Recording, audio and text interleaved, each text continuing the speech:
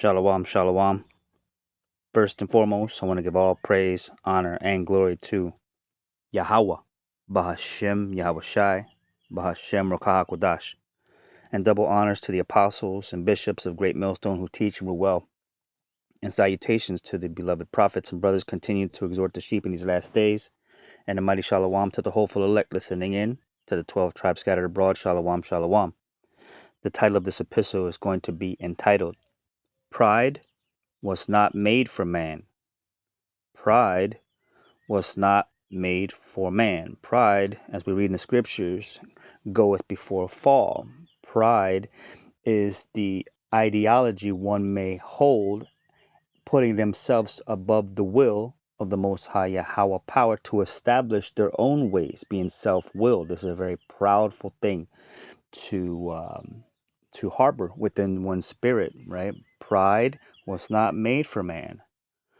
Pride is being rebellious, not taking heed to righteous wisdom, to correct one's ways, right? For pride will truly dish out wrath, being so self-willed. Thou knowest all things, right? According to the scriptures, pride goeth before a fall. Let's go into Isaiah chapter 2, and we'll pick up a few verses in here. We'll cherry pick through this scripture here. It says, Enter into the rock and hide thee in the dust, for fear of the Lord, fear of the Most High Yahweh our power, and for the glory of his majesty. Those that have pride are so self-willed that they see themselves above a higher divinity, a higher power, our power, Yahweh Bahashem Yahweh Shai, right? A prideful person will not regard the authority of anyone, and particularly the Most High, right? They're very proudful people, prideful spirits. Isaiah chapter 2, verse 11. The lofty looks of man shall be humbled, and the haughtiness of men shall be bowed down. And Yahweh alone shall be exalted in that day. He will bring the proud and lofty utterly down to destruction, decimation. A great humbling is in process, and we are in the beginning stages of birth pains, right? The beginning stages of Jacob's trouble, all the prophetic events that are to take place according to the Most High Yahweh Bashem Yahweh Shai's will, for scourges made for amendment. The very pride and lofty individuals, he tells us to be meek, right? Become lowly, so that way we might be exalted in due time.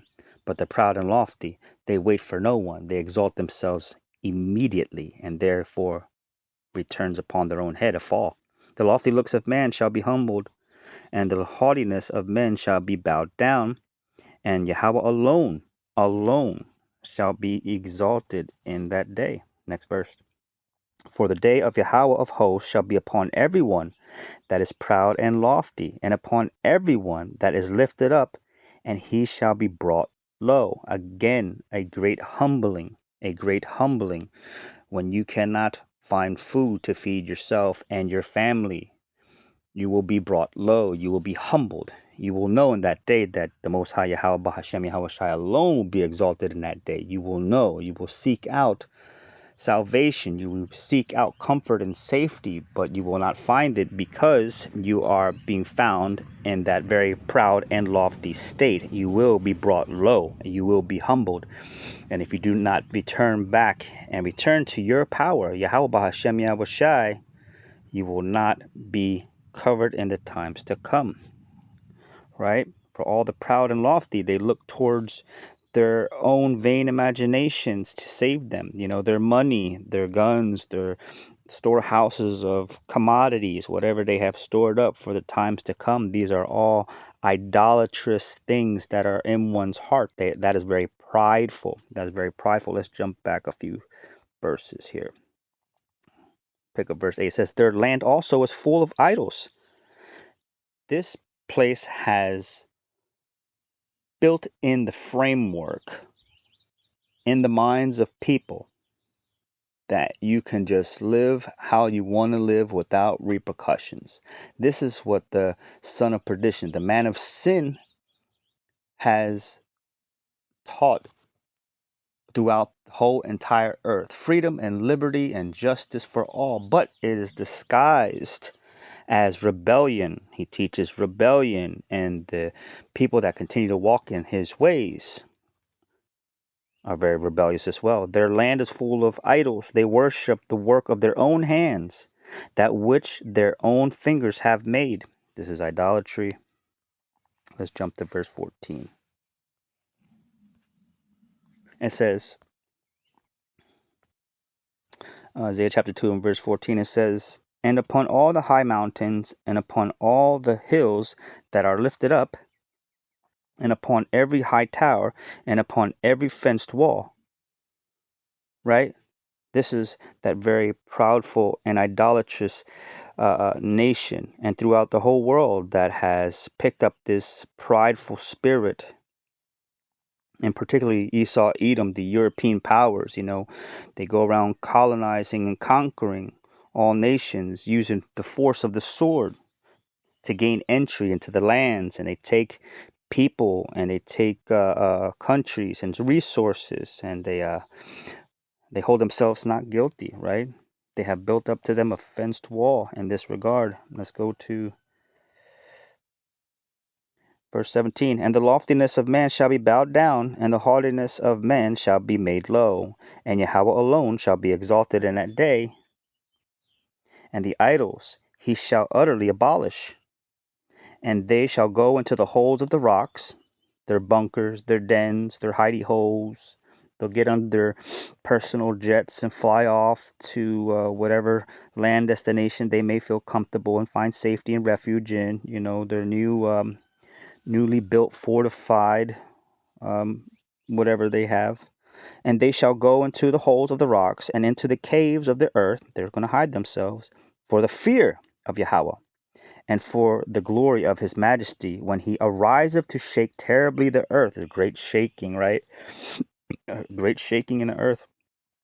"In that day a man shall cast his idols of silver and his idols of gold, which they made each one for himself to worship, to the moles and to the bats, to go into the clefts of the rocks and into the tops of the ragged rocks, for fear of Yahweh, and for the glory of his majesty, when he ariseth to shake terribly the earth." The Lord's vengeance is upon this sinful kingdom, right? The pride of man has utterly separated themselves from the true power of Yahweh Hashem, Yahweh Shai, to be established in righteousness. The world is not governed in righteousness. It's governed in darkness and wickedness. It's lawless. It's self-willed. It's very rebellious, just as in the days of Noah. They were doing all kinds of violence, and there's plenty of violence. This generation is worse than before. So one can only imagine when the Most High Yahweh Hashem Yahweh Shai opens up that arsenal, his armory, to let loose these scourges made for amendment. He's going to break the earth. He's going to utterly empty it upside down. Pride was not made for man. Remove that spirit if it dwells within you. Remove it and humble yourselves before he humbles you. Jeremiah chapter 50. And we'll pick up verse 31. It says, "Behold, I'm against thee, O thou most proud, saith the Yahweh power of hosts. For the day is come, the time that I will visit thee." Let's read that again. "Behold, I am against thee, O thou most proud," very proud and lofty. They disregard the poor. They disregard the widow and the fatherless. They write unrighteous decrees and hold themselves not guilty, with the power over the people, to oppress the people, right? The children of Israel, and particularly, "Behold, I'm against thee, O thou most proud, Babylon the Great," right? Here in the west, saith Yahweh power of hosts, for the day is come, the time that I will visit thee, and the most proud shall stumble and fall, right? And the most proud shall stumble and fall, and none shall rise, and none shall raise him up. And I will kindle a fire in the cities, and it shall devour all round about him. We're reading that pride is not made for man. Pride angers Yahweh Hashem Yahweh Shai. Pride will get you destroyed, right? Take heed to his word. Take heed to his word. Seek his word out. We're going to Isaiah. Pray, seek him while he may be found. Seek his instructions. Seek him so you may be covered in the times to come. This is what is recommended, right? For this proudful nation here has never been touched, right? Never been touched. It says, "Come down and sit in the dust, O virgin daughter of Babylon." This is a new Babylon, right? A new Babylon. This is why it's called the daughter of Babylon, the offspring of the first Babylon. And this is a virgin daughter of Babylon because she has not been touched, right? She has never been touched. Sit on the ground. There is no throne. This is the fall of Babylon the Great, right? This is the bringing down the proud and haughty. There is no throne, O daughter of the Chaldeans, right? The Chaldeans referring to the Edomites, the Esau, Edom, the European powers, the offspring, the daughter. When you read daughter, is talking about the offsprings of the original, right? Daughter of the Chaldeans, for thou shalt no more be called tender and delicate, right? No more will you have free liberty to just go about and going here and there and hopping into whatever different type of store to pick up new clothes and food, whatever you want. This is that kingdom on earth that is made for the proud and lofty. It's not governed in righteousness, right? But this is all for the sheer purposes of bringing to full circle the prophecies that are written therein to reestablish the house of David, the 12 tribes of Israel back in power, to have full dominion over the earth and rule it in righteousness. For this is a very prideful, very proudful kingdom, right? They go and establish their own ways. We're going to stay in the book of Isaiah, but we're going to jump back a few chapters. I'm going to chapter 26. And we'll pick it up from verse 5. It says, "For he bringeth down them that dwell on high, the lofty city. He layeth it low. He layeth it low, even to the ground. He bringeth it even to dust." Right, you are right now in a very high position, a very powerful position. You have the military might. You have the economic power to make moves in the world as thou see fit, right? But all these things are coming to a close. The Most High is going to bring them utterly down to the ground and to be sit in the dust as where they belonged from the very beginning. For he says the serpent shall crawl upon its belly, and Esau, Edom is that serpent from the garden, that deceiver that deceived the whole world, right? That man of perdition, right? Let's go to the next verse.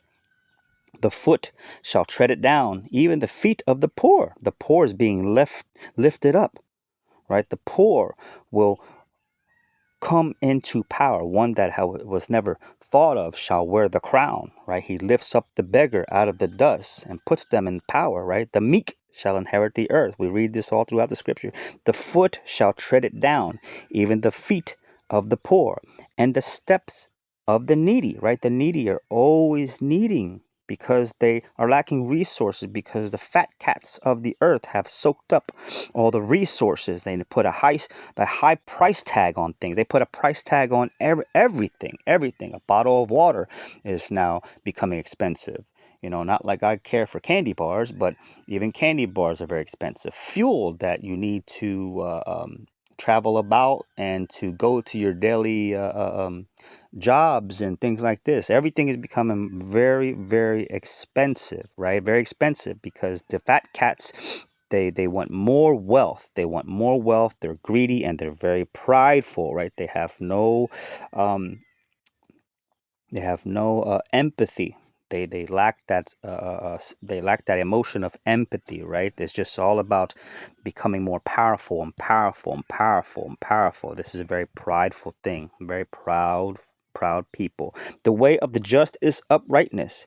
Thou most upright, does weigh the path of the just. The Most High Yahweh Bahashem Yahweh Shai is weighing everything in the balance. Everything has to be fine-tuned for judgment as well, right?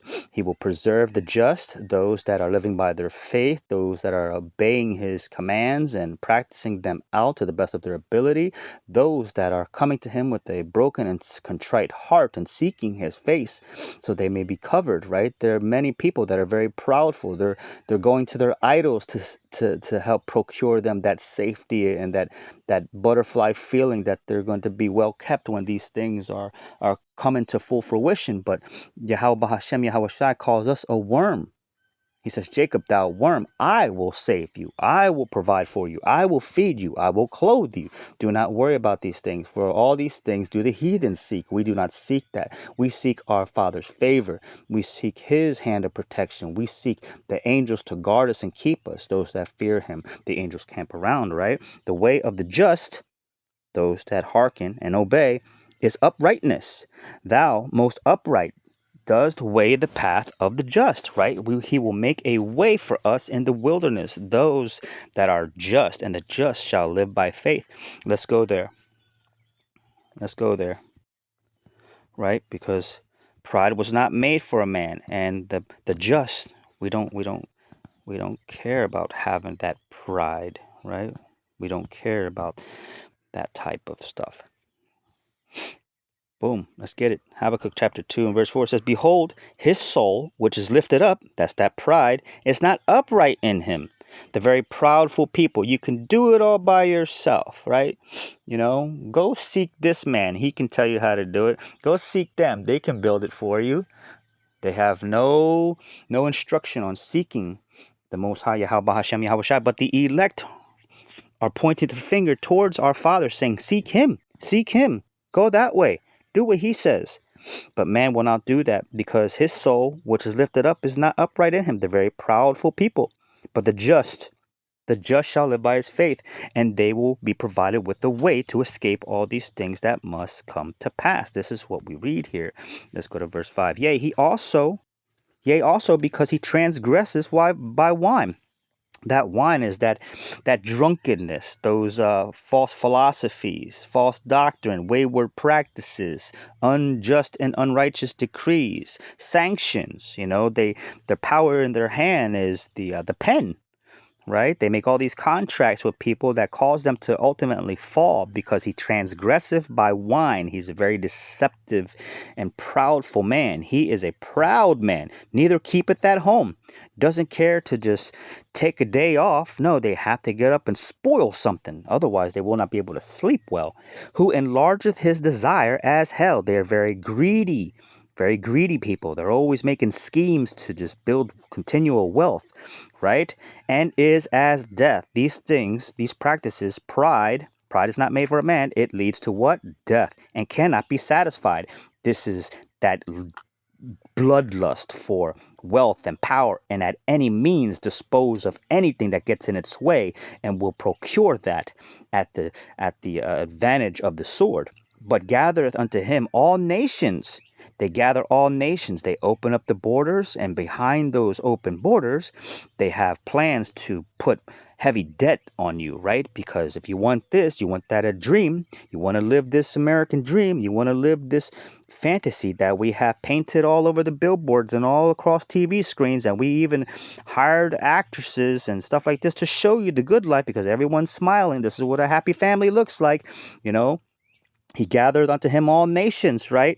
And some he even takes by force, and heapeth unto him all people. This is a very proudful thing to do. He heapeth up unto himself all people, right? They capture people, they capture nations, they capture resources, all by force. Let's go to Micah. Let's go to chapter 2. Boop. And we'll get that. He says, Woe unto them that devise iniquity and work evil upon their beds. When the morning is light, they practice it, because it is in the power of their hand, right? It is in the power of their hand. They have the economic power. They have the finances to do so. You can't take these people by force, you know. They'll crush you with their wallet. You know, their network is strong because it's in the power of their hand to do so, because the earth is given into the hands of the wicked. Excuse me. Verse 2. And they covet fields, right? They covet fields. They're very proudful, man. He cannot stop, you know. They covet fields, and they take them by violence, and houses, and take them away. So they oppress a man and his house, even a man and his heritage, right? They oppress people because they're greedy fat cats. They sell people. They sell nations. They collect to them all of the materials and resources of the world, and sell them back to you at a cost and interest, right? Let's go into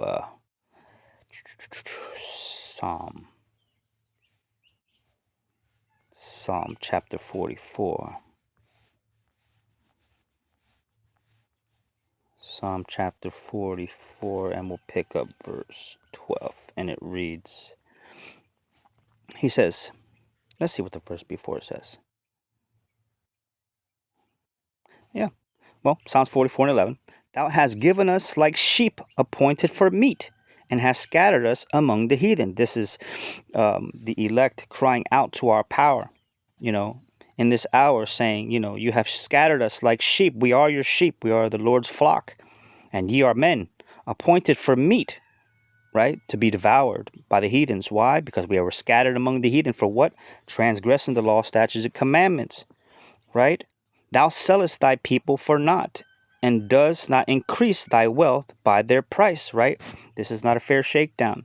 This is not a fair shakedown. Our people are scattered all throughout the four corners of the earth, and are waking up in the end times, coming into the acknowledgement of who they are, because that spirit of slumber was put upon them. And now that we are, you know, crawling like babies back to our Father, crying out to him, get us out of here. So get us out of here. This very proudful and lofty people, they will not stop until they have shed blood, a lot of blood, right? They sell people, and they sell lands. They covet them. They take it by force and violence. We're reading this, right? This is not something I'm making up on my own. I'm not that damn smart. Let's go to Nahum. Let's go to Nahum chapter 3, and we'll pick it up from verse 4. It says, because of the multitude of the whoredoms of the well-favored harlot, we're reading about the great whore of Babylon, right? Sit in the dust. Sit in the dust, O virgin daughter of Babylon. You know, the daughter of the Chaldeans. Because of the multitude of whoredoms of the well-favored harlot, the mistress of witchcraft. She's very, very witchcrafty, right? They devise all these schemes when they sit around these long tables and, hey, John, what do you think about this? Well, I don't know, you know. Well, let's go back in history and see how we have conquered these people. And, you know, then we'll try the same game plan for this one. Thou sellest nations through her whoredoms, and families through her witchcraft. What they say? Because of the multitude of the whoredoms of the well-favored harlot, the mistress of witchcrafts, that selleth nations. They sell nations, man, through her whoredoms, right? Yeah, we'll give you 60,000, 100 million acres, and we'll parcel this off. They sell things that don't even belong to them. You know, that's crazy. That's crazy. Behold, I am against thee, saith the high power of hosts, and I will discover thy skirts upon thy face, and I will show the nations thy nakedness, and the kingdoms thy shame. Right? They will say, oh man, we had our part in all of this too. You know, sleeping in the bed with the great whore of Babylon. Now we have become diseased with curses and death. We have plagued ourselves, becoming part of that drunkenness, right? That drunkenness. He says the skirt of the great whore of Babylon is going to be exposed. All the atrocities done to the people, oppression, that violence placed upon the people, that unfair and just nation, very proudful people. And I will cast abominable filth upon thee, and make thee vile, and I will set thee as a gazing stock, right? The world will see her shame. They will see her shame. They will say, this is what happened, right? Because it's been covered up, right? All the atrocities, the history is has been covered up, and now is being sought out. The Most High Yahweh Hashem Yahweh Shai, his desires to expose the great whore of Babylon, to put her to shame. She will sit in the dust, no more be called tender and delicate, sitting upon the throne of the earth. No more, no mas, right? No mas. Let's go to Ecclesiasticus, also known as Sirach.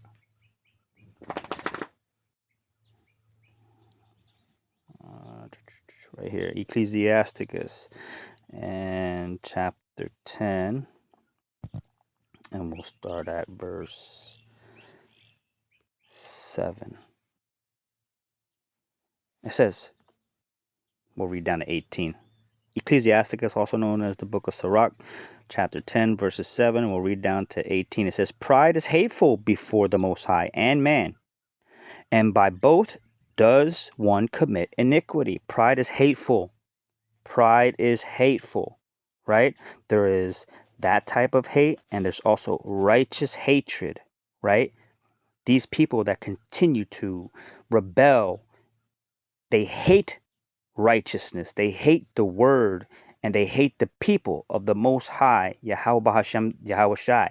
The wicked hate the righteous, and the righteous hate the wicked. There's no such thing as going along to get along. This is an imbalance.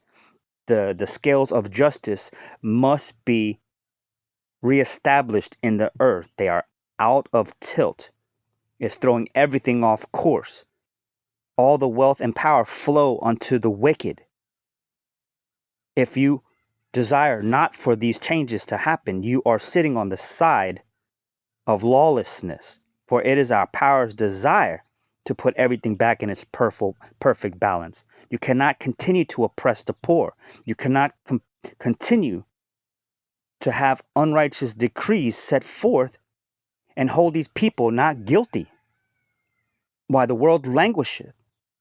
Generation and generation, they soak up the resources of the world. Pride is hateful before the Most High and man, and by both does one commit iniquity. Iniquity is sin upon sin upon sin upon sin. Must be cleansed. Because of unrighteous dealings, injuries, and riches got by deceit, the kingdom is translated from one people to another, right? He says, the meek shall inherit the earth. Let me go there. I'm not going to go there on the phone. I'll go there on my beautiful book here. It says, Matthew chapter 5 and verse 3, it says, blessed are the poor. Right now, the poor is not being blessed, right? They're being taken advantage of. They're disregarded. They're living in tents. They're walking down the street with weeks old clothes, raggedy on them, probably haven't taken baths, are dismissed. People drive past them. Don't look at them. We'll have to give them money. Don't give them no food. They've done this to themselves.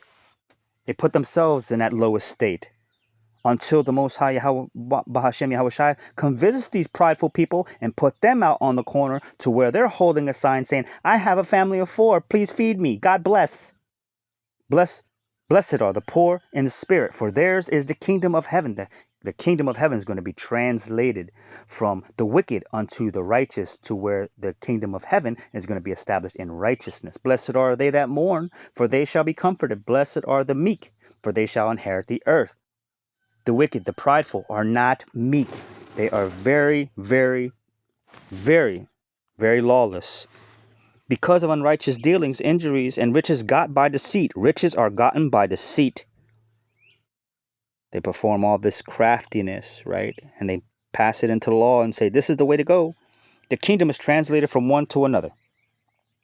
Why is earth and ashes proud? There is not a more wicked thing than a covetous man. And we read about this very covetous and wicked man, right? They covet fields, right? We read that in Micah chapter 2, verses 1 and 2. They covet fields, they covet people, they covet lands. They covet. Why is the earth and ashes proud? There is not a more wicked thing than a covetous man. For such one setteth his own soul to sale. He'll sell his mother. Because while he liveth, he casteth away his bowels. Right? They don't care.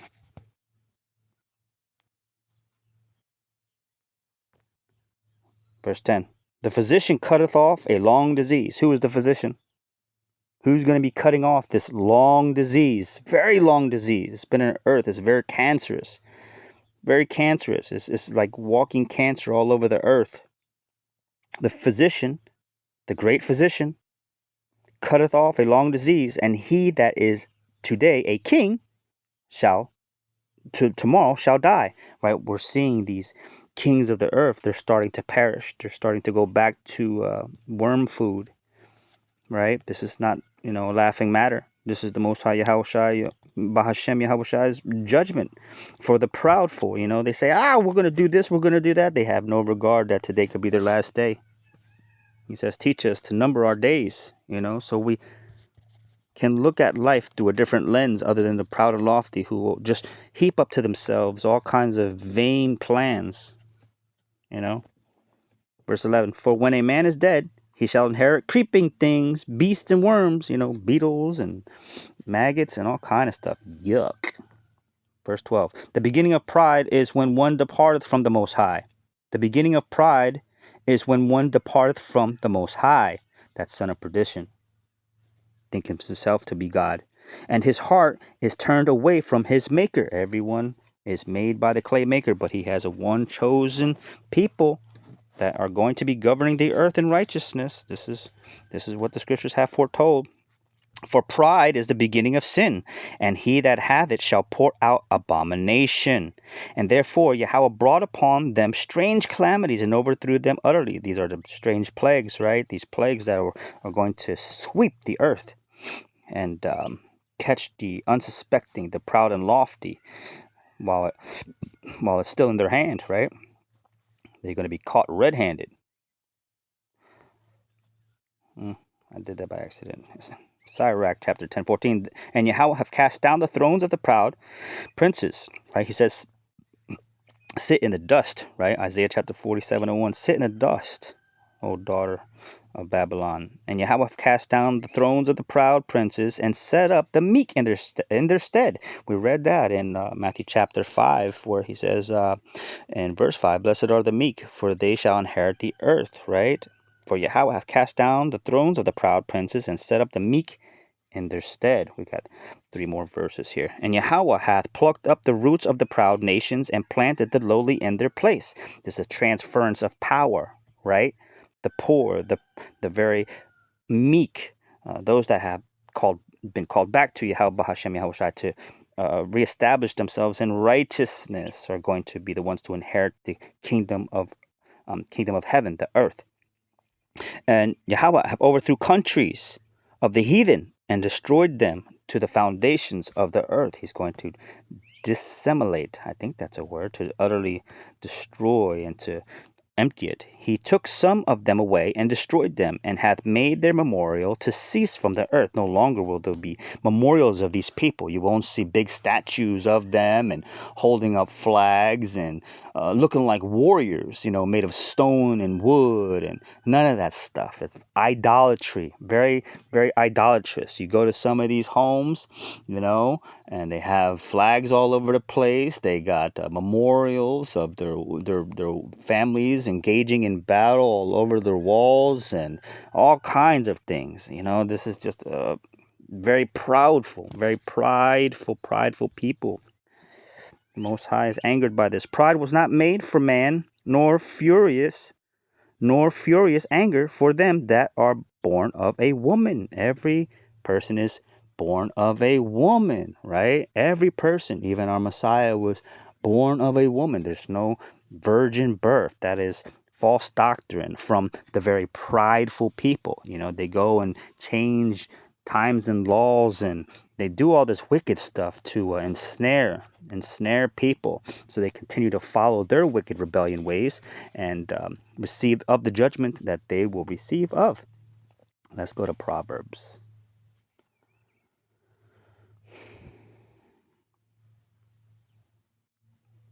Proverbs chapter 16. We all know this one, but we have to bring it out anyway. 18. It says in Proverbs 16:18, it says, pride goeth before destruction. Pride goeth before destruction. So after pride, there comes a fall, and a haughty spirit before a fall. Right? All these things are one in another, right? pride goeth before destruction, and haughty spirit before a fall. So be mindful, because pride was not made for a man. Pride is the beginning of sin. Let's go to Amos. Amos chapter 9. We'll pick up at verse 8.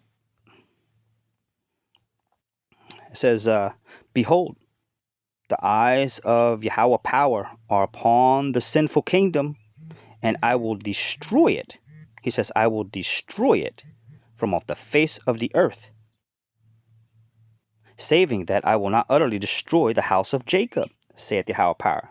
The remnant of the house of Jacob is going to be reserved and preserved in these said perils, because they do not harbor that spirit of pride, but are meek and lowly, and are being patient and in expectation for the second coming of Hamashiach Yahushai to visit the earth in which he had made, right? Because the Lord's eyes are upon this wicked kingdom, that fourth beast, that revived Roman Empire, that came up out of the dust, the ashes, like a phoenix, right? Right? The fourth beast, which is Babylon the Great. She consolidated all kind of power and have become very strong, right? She sit upon the high branch and collect all nations unto herself. Let's go to Daniel. Daniel Allah.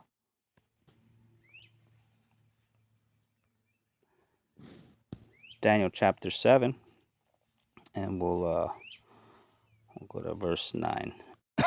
Oh, sorry, 19. Oop, 19. Daniel chapter 7, verse 19. We're talking about that very prideful kingdom, that fourth beast, that's very lofty in pride, a lot of pride in here. Daniel chapter 7, verse 19. It reads, Then I would know the truth of the fourth beast, which was diverse from all the others, exceedingly dreadful, whose teeth were of iron. Hold on, let me go back to my notes real quick so I can fill in some of the... Okay, Daniel chapter 7, verse 19 again. It says, Then I would know the truth of the fourth beast. This is that revived Roman beast that has transformed itself into the great whore of Babylon. Then I would know the truth of the fourth beast, which was diverse from all the others. This is diverse from the Babylonian and Assyrian captivity, very diverse from the Medo-Persian captivity, and very diverse from the Greek and Hellenization period. And that Roman, the fourth beast, that Roman captivity that fell and was rebirth, came back into existence through the Renaissance age, right, where all the faces of the judges were then changed, right? We read that in Job chapter 9, I believe. He says the earth is given into the hand of the wicked. He goes about changing the faces of the judges, and if not, who is he, right? This is the man of perdition, the Esau, Edom. Esau has always sworn vengeance against his brother Jacob. We read that in the history, right? So, and this beast was very diverse from all the others, exceedingly dreadful, whose teeth were of iron, and his nails of brass, which devoured, brake in pieces, and stamped the residue with her feet. Right? Their power is spread about throughout the earth. They are still one nation of people, but they have broken up their power and have become powerful, spread abroad. This is how the great beast is moving throughout the earth. She has set up shop and everywhere so she can consolidate power and resources from wherever she's spread about. Verse 20, And of the 10 horns that were in his head, and of the others which came up before whom 3 fell, even of the horn that had eyes and a mouth that spake very great things, whose look was more stout than his fellows. Very prideful. That stout goes into a person that has their nose stuck up in the air, like, who can touch me, right? And the 10 horns that it's talking about is the EU and NATO, right? The EU and NATO. And the 3 that fell was talking about the Spanish and the French and the British. When they all fell, then the great whore came up out of them, right? Babylon the Great, which came from all those. let me see. I'll continue to read. Let's go to Daniel chapter 7:21. I beheld, and the same horn, that means power, made war with the saints, right? They have taken the children of Israel into captivity and dispersed them throughout the four corners of the earth and had made war with the saints being the children of Israel. You read that in Psalms 148 and verse 14, and prevailed against them.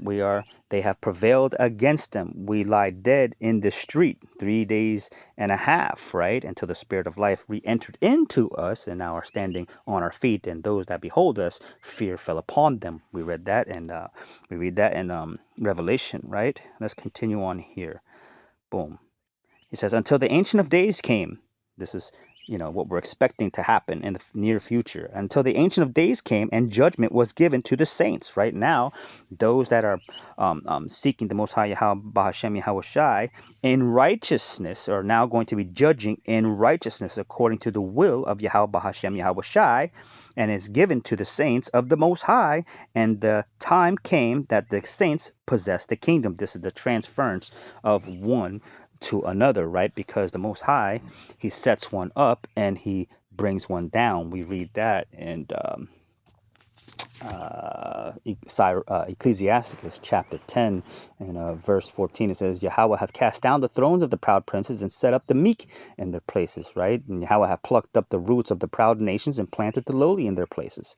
And Yahweh overthrew countries of the heathen and destroyed them to the foundations of the earth. This is what we're reading right here, right? Where the Most High will give power unto the saints, and the saints will possess the kingdom, right? Set things back in order. Let's continue to read a little more.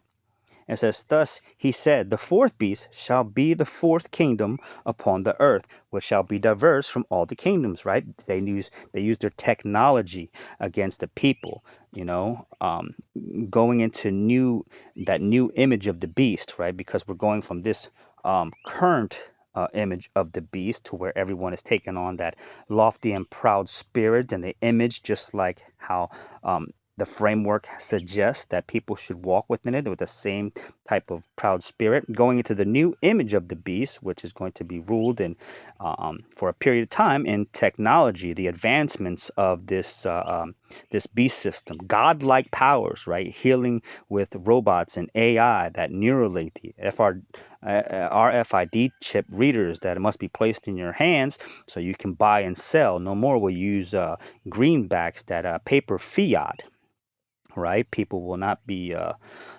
storing up a bunch of money under the mattress anymore, but they'll have to engage in a social credit score system that is already implemented in different countries as it is this day. If you don't conduct any behavior that is well pleasing unto Big Brother, the beast system, you can be penalized for it, right? And you will be placed in these 15-minute cities, right, where everything will be at your arm's reach and convenience, and the new improved medical experience, that people will have to engage and participate in as well. Whenever the Big Brother says, you must take this, or otherwise we're going to take some social credit score coins from you, or whatever they use, Bitcoin or this and that, you will have to submit onto the beast system. And if you take that chip or any of these markings of the beast system, you will be utterly destroyed as well. That's read in Revelation chapter 14. This place is a big haunted house. It is just a big haunted house.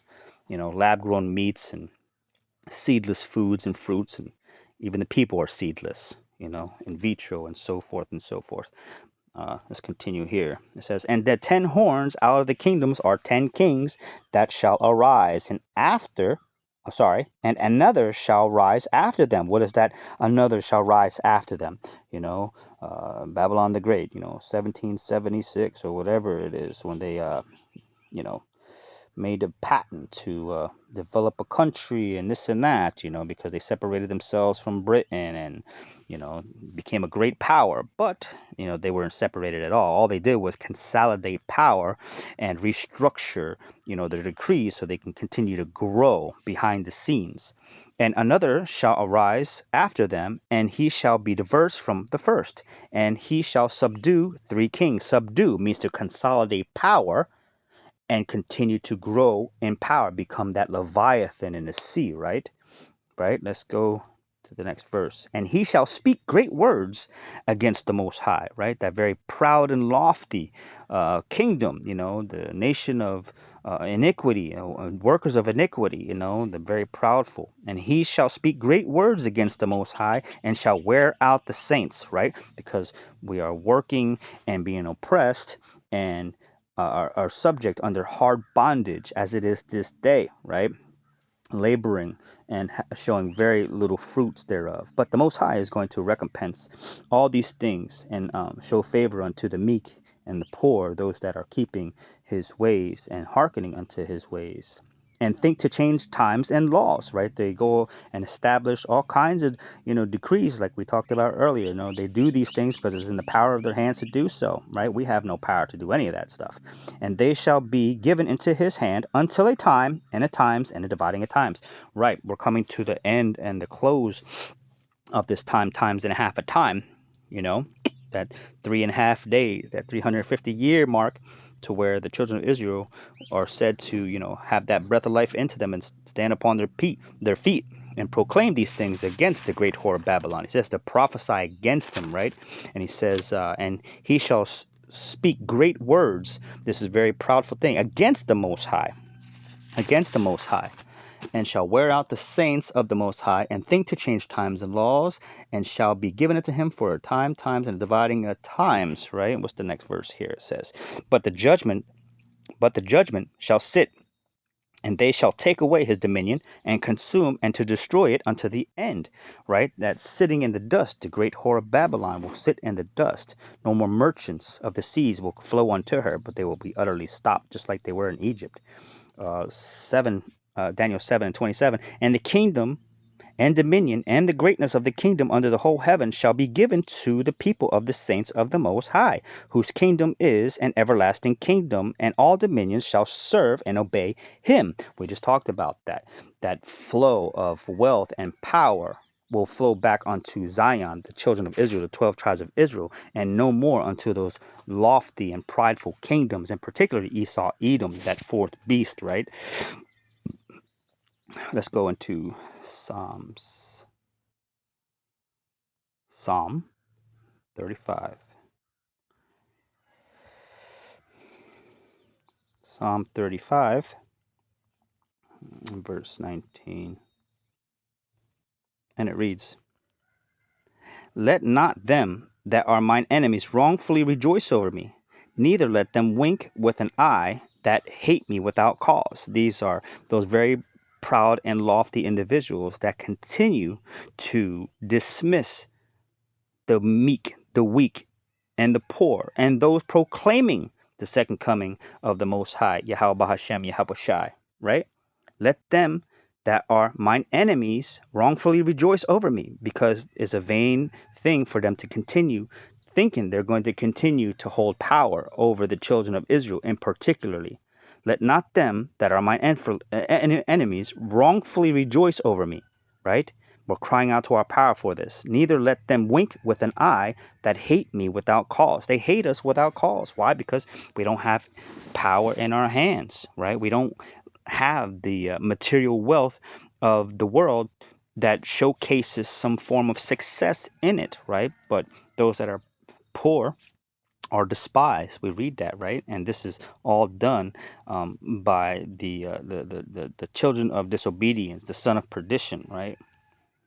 And he speaks great swelling words against the Most High.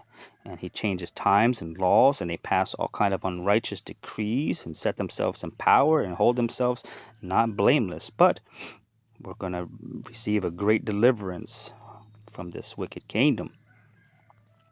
It says, Let no man deceive you, 2 Thessalonians 2:3. Let no man deceive you by any means, for that day shall not come except there come a falling away first. There was a great falling away. The children of Israel have fallen out of a great power, the northern and southern kingdom, and are dispersed. We are an undesired nation, right? An undesired nation that are still in, we are still trapped in other nations, right? But coming out of her, we're not called after these land masses. We're not called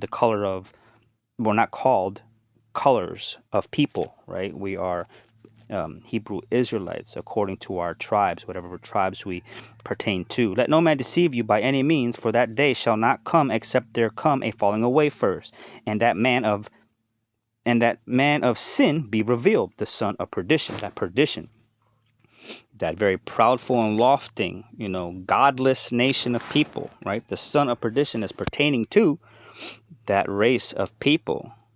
Esau, Edom. Esau has always went into perdition. He has sworn to destroy his brother Jacob, sought out vengeance, right? After, his father Isaac, after their father Isaac had passed on, our forefathers, right?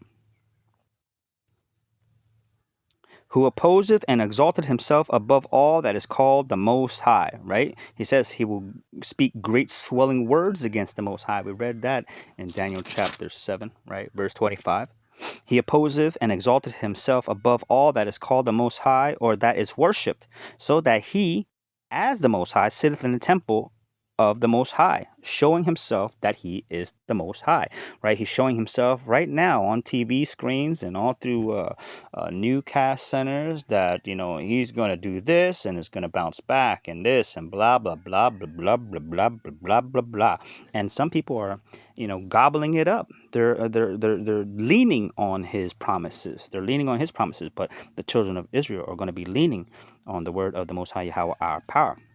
Remember you not that when I was with you, yet I told you these things, and now ye know that what withholdeth, that he might be revealed in his time. He's being exposed as it is this day.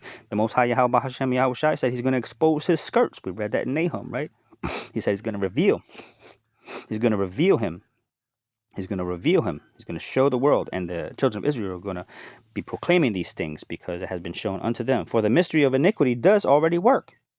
Only he who now letteth will let until he be taken out of the way. Right? We're waiting for these things to happen, and they're happening. We see these things coming to pass. And then shall the wicked be revealed.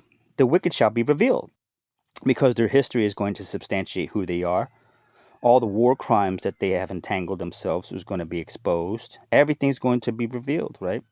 We just have to sit tight and watch these things unfold, because this is the will of the Most High Yahweh, our power. He is in control. Whom Yahweh shall consume with the spirit of his mouth, and shall destroy with the brightness of his coming, right? The children of Israel are making way for our power, for all these things to come to pass. We're telling you and declaring these things openly in public forums, on the internet, on the corners, everywhere, right? Even in social and private settings, you're being told these things. You cannot say that you weren't warned. In verse 9, even him whose coming is after the work of Hasatan or Hashatan, with all power and signs and lying wonders, right? He's going to deceive many people by his, technology and robots and AI. And look what we can do now. We can make you walk and move the mouse on a computer by your thoughts. And we can make connections through your neurological issues when you have all these bodily malfunctions and stuff. So, we have to be on guard with these things. But the children of Israel were going to seek Yahweh Bahashem Yahweh Shai while he may be found, and seek him early, so we may be well instructed of these things to come, so our spirit is built up and have that hope and faith that we may receive that salvation upon enduring unto the end. So with that, I pray that this lesson here was edifying unto the elect, the sincere sheep, and Tawara Abanawa Yahweh for another opportunity to bring forth some edification unto the sincere sheep. And with that, Shalom, Shalom.